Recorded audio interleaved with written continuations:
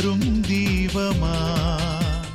அன்பானவர்களே, ஆண்டவரும் இரட்சகருமாகிய இயேசு கிறிஸ்துவின் இனிய நாமத்தில் இந்த தொலைக்காட்சி நிகழ்ச்சிகளை பார்க்கும் உங்கள் யாவரையும் அன்போடு வாழ்த்துகிறேன். இந்திய மிஷனரி சங்க ஊழியத்தை நேசித்து, ஊழியர்களை நேசித்து நீங்கள் கொடுத்து வருகிற ஆதரவுக்காக, உங்களுடைய ஜெபங்களுக்காக நன்றி தெரிவிக்கிறேன். தொடர்ந்து இந்த நிகழ்ச்சிகளை நீங்கள் பாருங்கள், ஊழியங்களுக்காக ஜெபியுங்கள். ஆண்டவர் உங்களை ஆசீர்வதிப்பாராக.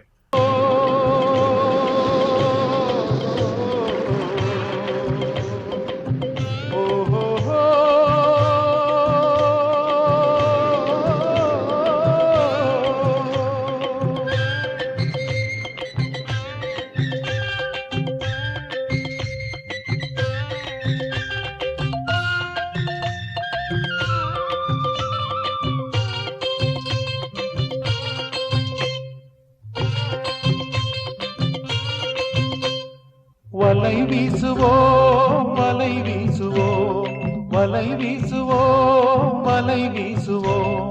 ஆன்மீக மீன்களை ஏராளம் பெற்றிட வீசுவோம், வலை வீசுவோம், வீசுவோம், வலை வீசுவோம். வலை வீசுவோம், வலை வீசுவோம், வலை வீசுவோம், வலை வீசுவோம். ஆன்மீக மீன்களை ஏராளம் பெற்றிட வீசுவோம், வலை வீசுவோம், வீசுவோம், வலை வீசுவோம்.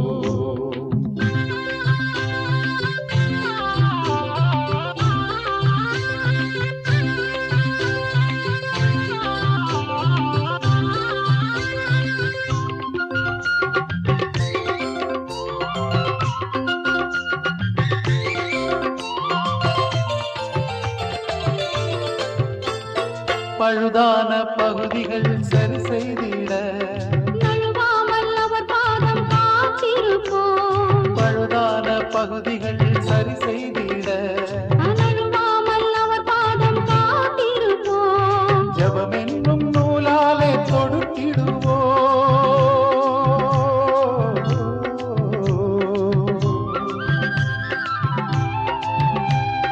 ஜெபம் என்னும் நூலாலே தொடுத்திடுவோம். ஏராளம் மீன்களை பிடித்திடுவோம், ஏராளம் மீன்களை பிடித்திடுவோம். வலை வீசுவோம், வலை வீசுவோம், வலை வீசுவோம், வலை வீசுவோம். ஆன்மீக மீன்களை ஏராளம் பெற்றிட வீசுவோம், வலை வீசுவோம், வீசுவோம், வலை வீசுவோம்.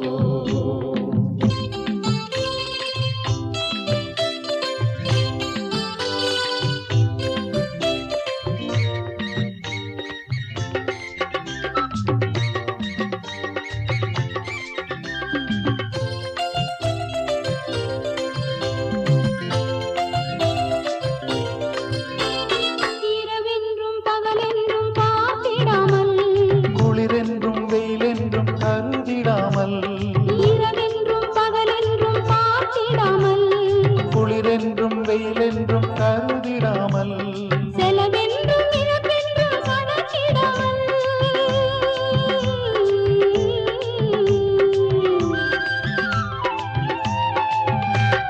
செலவென்றும் இழப்பென்றும் கணக்கிடாமல், இறைவனின் திருப்பணி செய்திடுவோம், இறைவனின் திருப்பணி செய்திடுவோம்.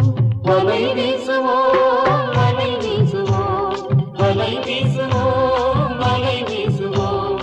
ஆன்மீக மீன்களை ஏராளம் பெற்றிட வீசுவோம், வலை வீசுவோம், வீசுவோம், வலை வீசுவோம்.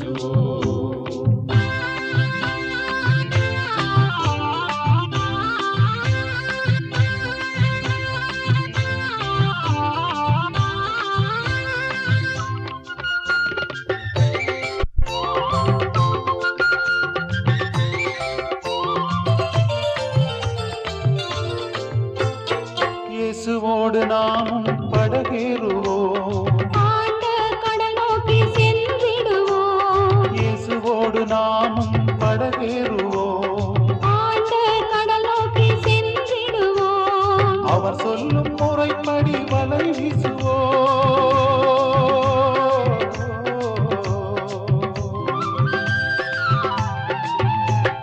அவர் சொல்லும் முறைப்படி வலை வீசுவோம். மிகுதியாய் மீன்களை கரை சேர்ப்போம், மிகுதியாய் மீன்களை கரை சேர்ப்போம். வலை வீசுவோம், வலை வீசுவோம், வலை வீசுவோம், வலை வீசுவோம். ஆன்மீக மீன்களை ஏராளம் பெற்றிட வீசுவோம், வலை வீசுவோம், வீசுவோம், வலை வீசுவோம்.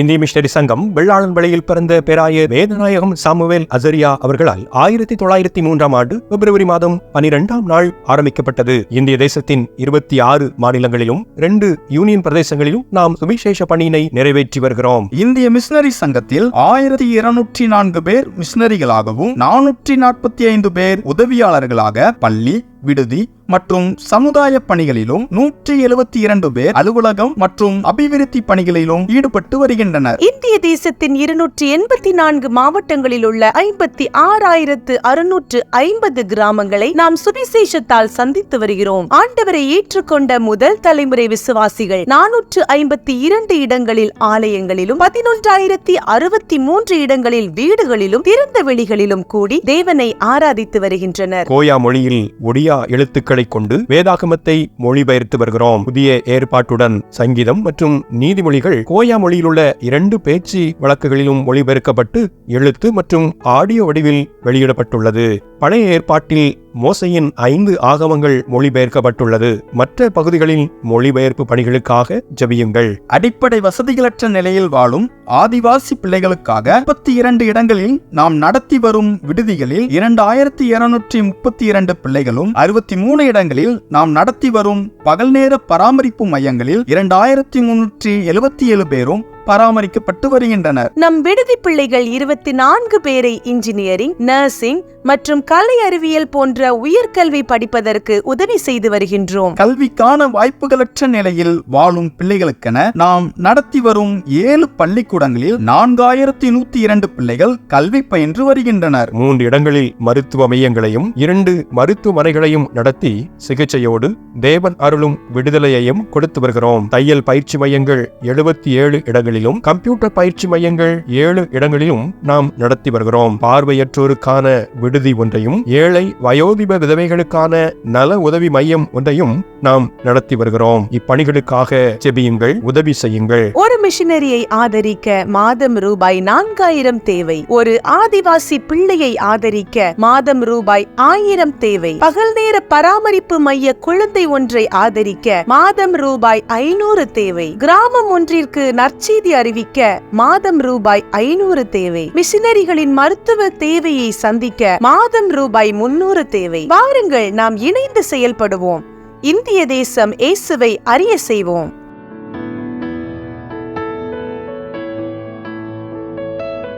இந்திய மிஷனரி சங்கமே, உன்னை நேசித்திருப்போர் சுகித்திருப்பாரே.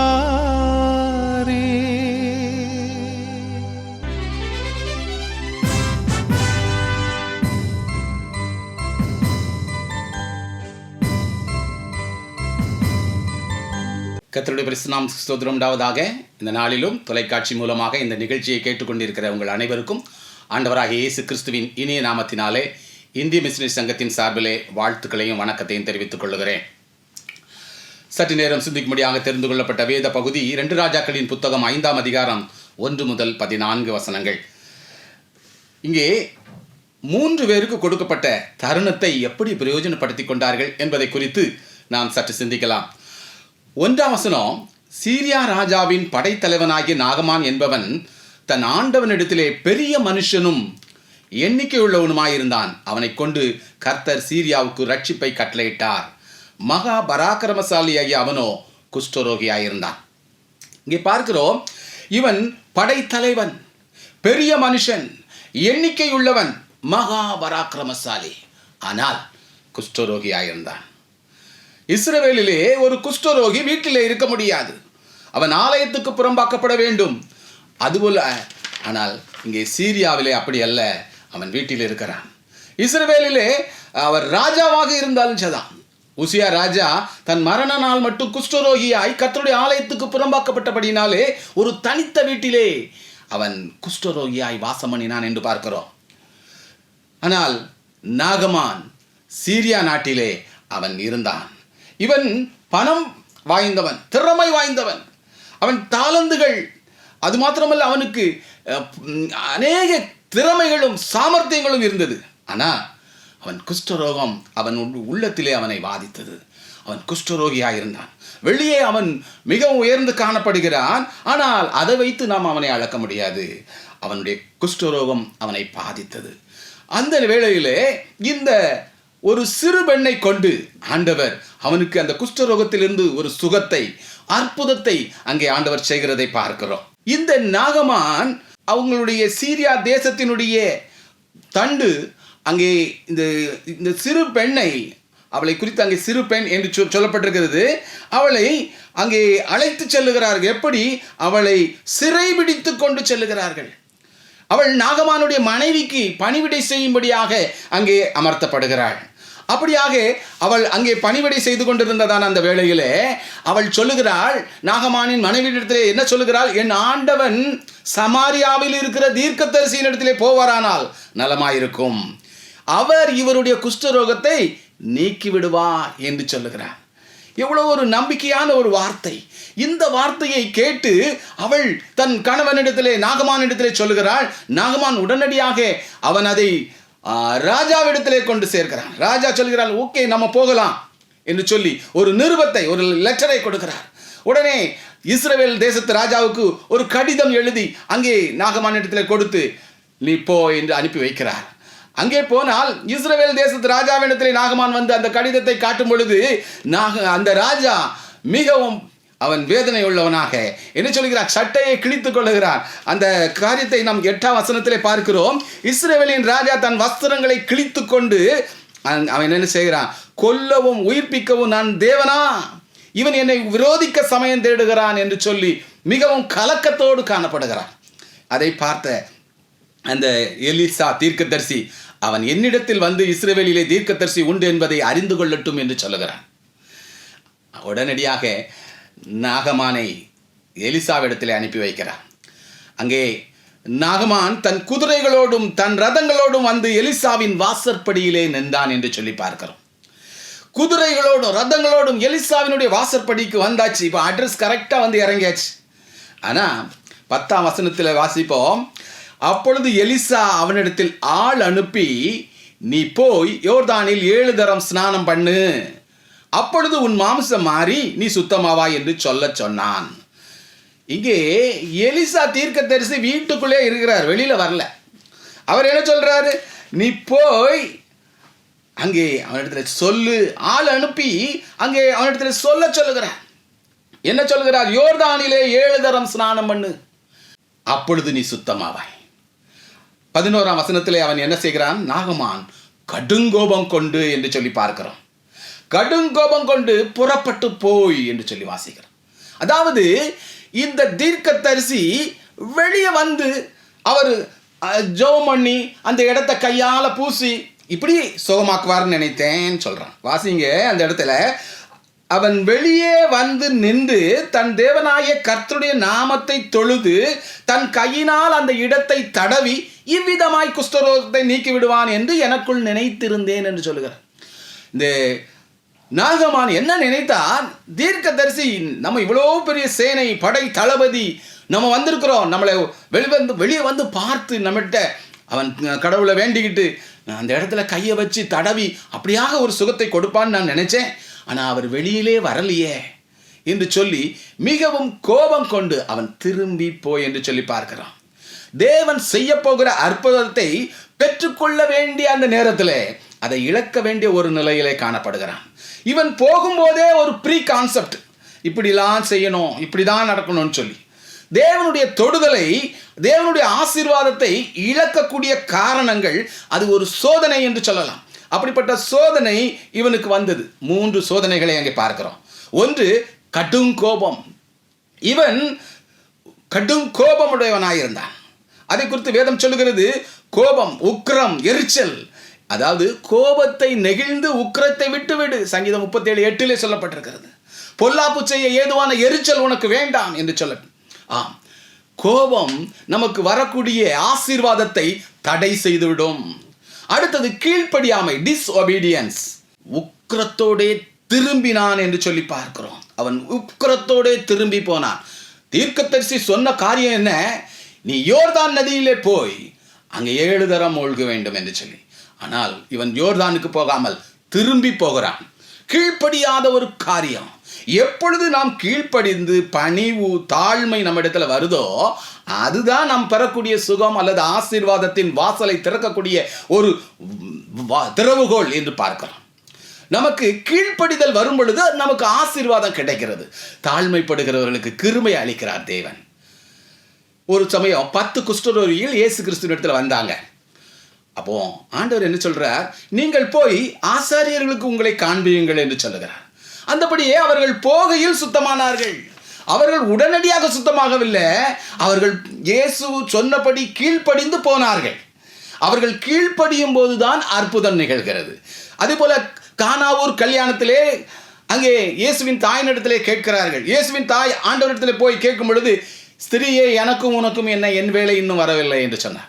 அப்பொழுது சீசர்கள் மறுபடியும் மரியாள் இடத்திலே கேட்கும் பொழுது மரியாள் சொன்னாங்க, அவர் உங்களுக்கு என்ன சொல்லுகிறாரோ அதன்படி செய்யுங்கள் என்று சொல்லி அங்கே சொல்லுகிறார்கள். அதன்படி இயேசு என்ன சொல்லுகிறார்? நீங்கள் ஜாடியிலே தண்ணீரை நிரப்புங்கள் என்று சொன்னார். உடனடியாக கீழ்ப்படிந்து ஜாடியிலே தண்ணீரை நிரப்பினார்கள். அடுத்தது, பந்தி விசாரிப்புக்காரனிடத்திலே கொண்டு போங்கள். அதையும் அவர்கள் அப்படியே செய்தார்கள். அதற்கப்புறம் பந்தி விசாரிப்புக்காரனுக்கு பார்க்கும் பொழுது அங்கே திராட்சரசமாய் மாறிவிட்டது. அவர்கள் கீழ்ப்படிந்து அவர் என்ன சொன்னாரோ அதன்படி செய்தபடினாலே அங்கே அற்புதம் நடந்தது. ஆம், கீழ்ப்படியாமை நமக்கு கிடைக்கக்கூடிய ஆசீர்வாதத்திற்கு தடையாக இருக்கலாம். 3வது, மறைவான பெருமை. அங்கே பார்க்கிறோம், தமஸ்கு நதிகளாகிய ஆப்னாவும் பர்பாரும் நல்லதல்லவோ என்று சொல்லுகிறான். அவன் தன்னுடைய ஊர், எங்களுடைய ஊரில் இருக்கிற நதி அது எவ்வளவு நல்லாவது என்று சொல்லி ஒரு பெருமை, மறைவான ஒரு சின்ன பெருமை அவனிலே காணப்பட்டது. ஆம், ஆனால் 14ஆம் வசனத்திலே பார்க்கிறோம், அவன் இறங்கி தேவனுடைய மனுஷன் வார்த்தையின்படியே யோர்தானில் 7 தரம் மூழ்கின பொழுது அவன் மாம்சம் ஒரு சிறு பிள்ளையின் மாம்சத்தை போல் மாறிட்டு என்று சொல்லி பார்க்கிறோம். அவன் சுத்தமானான். ஒரு அற்புதம் நடந்தது. எப்போ? அவன் கீழ்ப்படிந்து, அவன் இறங்கி, அவன் தேவ மனுஷன் சொன்னதின்படியே அப்படியே கீழ்ப்படியும் போது அங்கே அற்புதத்தை பெற்றுக்கொண்டான். ஒரு ஆசீர்வாதத்தை, ஒரு சுகத்தை பெற்றுக்கொண்டான். இந்த சம்பவத்திலே இன்னும் 2 பேரை நாம் அங்கே பார்க்கிறோம். அந்த சிறு பெண், இவளுக்கு அப்பா இருந்திருப்பாங்க, அம்மா, அக்கா, அண்ணன், சகோதர சகோதரிகள், அவனுடைய நண்பர்கள், அவளுடைய உற்றார் உறவினர்கள், அவளுடைய வீடு, எல்லாம் நாடு எல்லாத்தையும் விட்டு பிரித்து எடுத்து கொண்டு வந்துட்டாங்க. அதெல்லாம் நினச்சி அவளுக்கு அதெல்லாம் ஞாபகம் வந்திருக்கும். அதை நினச்சி அழுதுட்டு இருந்திருக்கலாம். நம்முடைய ஹாஸ்டலில் பிள்ளைகளை பெற்றோர் கொண்டு வந்து விடுறாங்க. பெற்றோர் தான் கொண்டு வந்து விடுறாங்க. அது கொஞ்ச நாளைக்கு தான். அதுக்கப்புறம் லீவ் விடும்போது திரும்பவும் வருவாங்க. அது மாத்திரம் இல்லை, அநேக தின்பண்டங்கள்லாம் கொண்டு வந்து கொடுப்பாங்க. அப்படி இருந்தும் அந்த கொஞ்ச நாளுக்கு கூட இந்த பிள்ளைங்களுக்கு அவங்களால பிரிந்து இருக்க முடியாது. அவங்க அழுவாங்க, ரொம்ப அழுவாங்க. ஏன்? அந்த பிரிவு, பெற்றோரை விட்டு பிரிந்து வரும்பொழுது சிறு பிள்ளைகள் நிச்சயமாக அழும். ஆனால் இந்த சிறு பிள்ளை, இவளை குறித்தும் சிறுமி என்று தான் சொல்லப்பட்டிருக்கிறது. இவளுக்கு அவங்களுடைய ஞாபகம்லாம் வந்திருக்கும். இவளும் கஷ்டப்பட்டு இருக்கக்கூடும். ஆனால் அங்கே பாருங்க, இவள் சிறு பெண்ணாக இருந்ததுனாலும் இவள் இயேசுவை அறிந்திருக்க வாய்ப்பில்லை. காரணம், அது நியாயப்பிரமாணத்தின் காலம். அந்த நாட்களிலே அவளுக்கு இயேசு கிறிஸ்துவை தெரியாது. ஆனால் அந்த பெண் நாகமானை தேவனிடத்திலே அனுப்புவதற்கு சந்தர்ப்பத்தை பயன்படுத்துவதிலே அவள் தயங்கவில்லை. ஒருவேளை நாமளாக இருந்தால் என்ன சொல்லுவோம்? என்னையே எங்கள் அப்பா அம்மாட்ட இருந்து பிரிச்சுட்டு வந்துட்டால, என்ன சிறைப்பிடிச்சிட்டு வந்தால, அதான் ஆண்டவர் கரெக்டாக செய்திருக்கிறார். உனக்கு இதுவும் வேணும், இதுக்கு மேலேயும் செய்யணும்னு சொல்லி மனசுக்குள்ளையாவது திட்டியிருப்போம். ஆனால் நமக்கு விரோதமாக தீங்கு செய்பவர்களுக்கு துன்பம் நேரிடும் போது அதை பார்த்து நாம் சந்தோஷப்படுகிறோமா, அல்லது அவர்களுக்கு அந்த நிலையிலிருந்து விடுதலை பெற அவர்களை தேவனிடத்திலே வழி நடத்துகிறோமா? அந்த தருணத்தை நாம் பயன்படுத்துகிறோமா அல்லது நழுவ விடுகிறோமா? இந்த சிறுபெண் தனக்கு நேர்ந்தவைகளை எண்ணி அழுது கொண்டிராமல் என்னுடைய சத்துருவுக்கு நன்மை செய்வேன் என்று அவனையும் தேவனிடத்திலே வழி நடத்துவ வேண்டும் என்று தனக்கு கிடைத்த அந்த வாய்ப்பை, தருணத்தை அவள் பயன்படுத்தினாள். அவன் மனம் திரும்பி அவன் சுகம் பெற்றான். அவனுடைய வாழ்க்கையிலே கோபம் இருந்தது, அது மாறினது. அவன் பெருமையாயிருந்தான், அது மாறினது. அவன் கீழ்ப்படிந்தான், அவன் சுகம் பெற்றான். மூன்றாவதாக வேலைக்காரர்கள். இங்கே நான் 12ஆம் வசனத்தில் பாருங்க, நான் ஸ்நானம் பண்ணி சுத்தமாகிறதற்கு இஸ்ரவேலின் தண்ணீர்கள் எல்லாவற்றை பார்க்கிலும் தமஸ்குவின் நதிகளாகிய ஆப்னாவும் பர்பாரும் நல்லதல்லவோ என்று சொல்லி உக்கிரத்தோடே திரும்பி போனான் என்று சொல்லி பார்க்கிறோம். வெண்ணெய் திரண்டு வரும்போது தாலி உடைந்த கதை என்று சொல்வார்கள். ஆனா இவன் திரும்பி போனவனை அப்படியே விட்டுவிடவில்லை. அவனுடைய ஊழியக்காரர்கள் இவருடைய கோபத்துக்கு இப்படியே போட்டோம், நெடுக போய் சாகட்டும் அப்படின்னு இல்லாம இவர் எதுக்கெடுத்தாலும் கோபப்படுகிறார். அவருடைய கோபம் தான் அவருடைய சுகத்துக்கு தடை. நம்ம ஒன்றும் தடுக்கலை. அவருடைய சுகத்துக்கு நமக்கு எதுக்கு வம்பு? நம்ம சொன்னால் நம்மகிட்டையும் கோவப்படுவார். அவருக்கு சுகம் ஆனா என்ன, சுகம் ஆகாட்டா என்ன, நம்ம வேலையை பார்த்துட்டு நம்மளா போவோம் அப்படின்னு அந்த வேலைக்காரர்கள் நினைக்கவில்லை. இன்னும் கூட அந்த வேலைக்காரர்கள் ஒரு ஜால்ரா அடிக்கிறவர்களாக இருந்தால் என்ன நினைப்பாங்க? ஆமாம் ஐயா, இந்த தீர்க்கதரிசி சரியாகவே சொல்லலை, நம்ம வேற தீர்க்கதரிசியை போய் பார்த்துக்கிடலாம். இந்த கூவம் ஆறு மாதிரி இருக்குது யோர்தான், இதில் எதுக்குயா போகணும்? நம்ம ஊரில் இருக்கிற அப்னா பர்பார் இருக்கலாம், நீங்கள் சொல்கிறதா ஐயா சரி, நம்ம அங்கேயே போயிடுவோன்னு சொல்லிட்டு அவனுக்கு ஏத்தாக்கல ஜால்ரா அடித்து அவனுக்கு கிடைக்க வேண்டிய ஆசீர்வாதத்தை தடுத்திருக்கலாம். ஆனால் அப்படியும் செய்யலை. இந்த வேலைக்காரர்கள் அவர்கள் நீதிமொழிகள் 15:1 மெதுவான பிரதியுத்திரம் உக்கிரத்தை மாற்றும், நீண்ட பொறுமையினால் பிரபுவையும் சம்மதிக்க பண்ணலாம், இனிய நாவு எலும்பை நொறுக்கும் என்ற வேத வசனத்தின் அடிப்படையில் பொறுமையோடு கூட அவனுடைய ஊழியக்காரர்கள் அவன் சமீபத்தில் வந்து அவனை நோக்கி, தகப்பனே, தீர்க்கதரிசி ஒரு பெரிய காரியத்தை செய்ய சொல்லியிருந்தா செஞ்சிருப்பீர்களா? இப்போ என்ன சொல்கிறாங்க? ஸ்நானம் பண்ணும் சுத்தமாவின்னு சொல்கிறாங்க.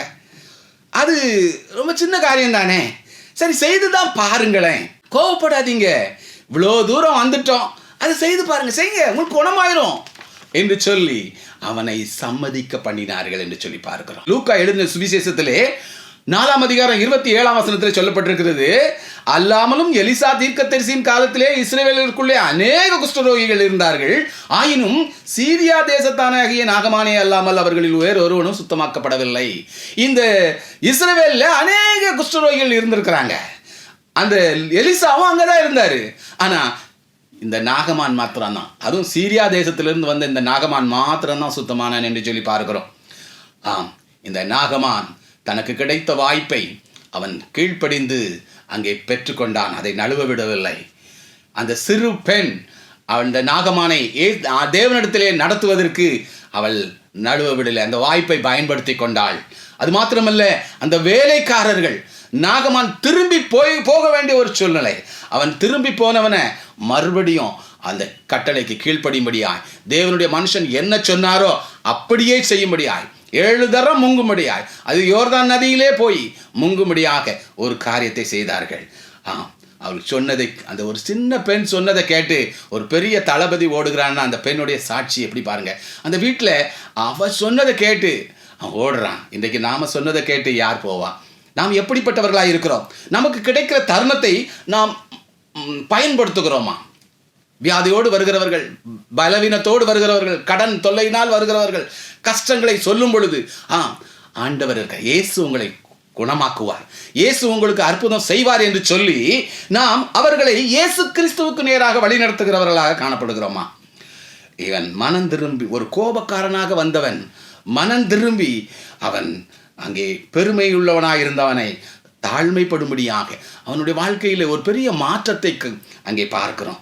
அவனை மனம் திரும்பும்படியாக செய்தார்கள். இந்த 3 பேருக்கும் அப்படிப்பட்ட ஒரு தருணத்தை பயன்படுத்தி கொண்டார்கள். இன்றைக்கு நாம் மற்றவருடைய மனம் திரும்புதலுக்கு, ரட்சிப்புக்கு நமக்கு கிடைக்கும் தருணத்தை நாம் நழுவ விடாமல் நாம் அவரிடத்துக்கு, இயேசு கிறிஸ்துவுக்கு நேராக நாம் நடத்துகிறவர்களாய் காணப்பட வேண்டும். ஒரு சின்ன கோரஸ் உங்களுக்கு முன்பாக பாடுகிறேன். வருவாய் தருணமிதுவே அழைக்கிறாரே வல்ல ஆண்டவர் இயேசு வண்டை. வானத்தின் கீழே பூமி மேலே வானவர் இயேசு நாமமல்லா ரட்சிப்படைய வழி இல்லையே. ரட்சகர் இயேசு வழியவரே வருவாய் தருணமிதுவே அழைக்கிறாரே வல்ல ஆண்டவர் இயேசு வண்டை. தீராத பாவ வியாதியையும் மாறாத உந்தன் பலவீனமும் தீராத பாவ வியாதியையும் மாறாத உந்தன் பலவீனமும் கோரக்குருசில் சுமந்து தீர்த்தா காயங்களால் நீ குணமடைய வருவாய் தருணமிதுவே அழைக்கிறாரே வல்ல ஆண்டவர் இயேசு வண்டை. கண்களை மூடி ஆண்டவரை நோக்கி பார்ப்போம். எங்களை நேசிக்கிற பரம்பிதாவே, இந்த அருமையான சத்தியத்தின் மூலமாக ஆண்டவரே ஒரு நாகமானுடைய வாழ்க்கையிலே அந்த குஷ்டரோகத்தை நீக்கும்படியாக ஒரு அற்புதத்தை செய்யும்படியாக ஆண்டவரே தங்களுக்கு கிடைத்த அந்த தருணத்தை பயன்படுத்தி கொண்ட அந்த சிறுமியை நினைத்து பார்க்கிறோம்.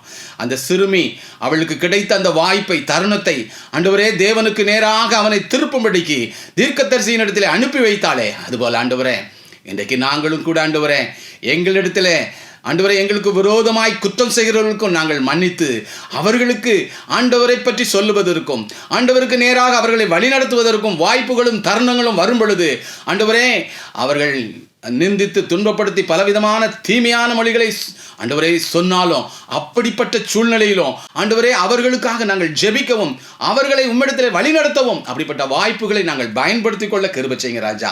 அதுபோல அந்த வேலைக்காரர்களும் கூட கர்த்தாவே ஆண்டவரே பொறுமையோடு கூட தாழ்மையோடு கூட அந்த மனிதனை சம்மதிக்க பண்ணினார்களே, அவ்விதமாக ஆண்டவரே நாங்கள் தாழ்மையோடு கூட எங்களுடைய பிரதியுத்திரம் மெதுவான பிரதியுத்திரத்தினாலே அநேகரை ஆதாயப்படுத்துவதற்கு ஆண்டவரே இந்த நாட்களை நாங்கள் பயன்படுத்திக் கொள்ள எங்களுக்கு கிருபை செய்யுங்க ராஜா.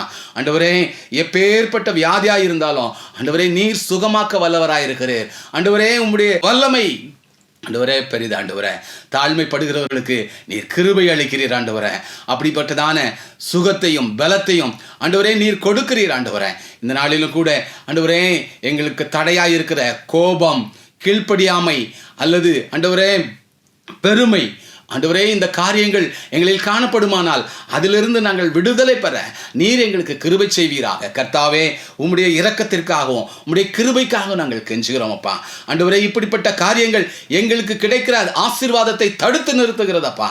அப்படி இல்லாதபடிக்கு நாங்கள் கீழ்ப்படிதல் உள்ளவர்களாய் உண்மையுள்ளவர்களாய் ஆண்டவரே கோபம் இல்லாமல் தாழ்மையுள்ளவர்களாய் ஆண்டவரே காணப்பட அப்பா நீர் எங்களுக்கு கிருபை செய்யுங்க ராஜா. ஆண்டவரே உம்மை ஸ்தோத்திரிக்கிறோம். நீர் அப்படிப்பட்ட கிருபையை தந்து அநேக ஆசீர்வதிக்க நாங்கள் கெஞ்சுகிறோம். இயேசு கிறிஸ்துவின் மூலம் ஜெபிக்கிறேன் நல்ல பிதாவே, ஆமேன். அன்பானவர்களே, இதுவரை நீங்கள் பார்த்த இந்த நிகழ்ச்சி உங்களுக்கு ஆசீர்வாதமாக இருந்திருக்கும் என்று கர்த்தருக்குள் நம்புகிறோம். தொடர்ந்து வரும் நாட்களிலும் இந்த நிகழ்ச்சிகளை நீங்கள் தவறாது பாருங்கள். இந்திய மிஷனரி சங்க ஊழியர்களுக்காக தொடர்ந்து ஜெபியுங்கள். ஊழியங்களோடு உங்களுடைய ஆதரவு கரங்களை இணைத்துக் கொள்ளுங்கள். ஆண்டவர் உங்களை ஆசீர்வதிப்பாராக. இந்திய மிஷனரி சங்கமே உன்னை நேசித்திருப்போர் சுகித்திருப்பாரே. IMS